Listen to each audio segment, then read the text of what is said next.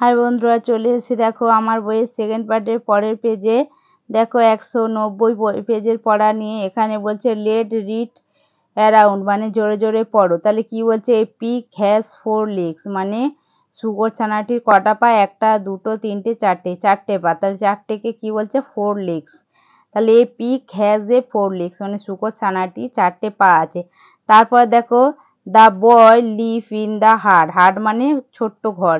তাহলে ছেলেটি কোথায় থাকে? লিভ মানে থাকা, বয় মানে ছেলে।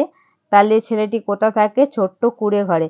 তারপরে বলছে দেখো a pen is on the table, তাহলে টেবিলের উপরে কি আছে? পেন আছে। তাহলে অন মানে উপরে, আর ইন মানে নিচে।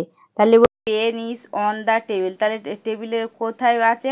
উপরে, টেবিলের উপরে পেন আছে। তারপরটা দেখো দ্য মাগ is a beside the jug, তাহলে জগের পাশে মগ আছে। তাহলে জগের পাশে কি আছে? মগ। এ মগ, ইংরেজিতে মাগ উচ্চারণ হবে MUG মাগ, কিন্তু আসলে আমরা বাংলাতে মগ বলি। তাহলে the mug is a beside, beside মানে পাশে, বিসাইড মানে পাশে, দা জগ মানে জগের পাশে কি আছে? মগ আছে। তাহলে বন্ধুরা, আমার পড়ার ভিডিওটা ভালো লাগলে তোমরা অবশ্যই লাইক করো। দেখা হচ্ছে তাহলে পরের পড়ার ভিডিও নিয়ে।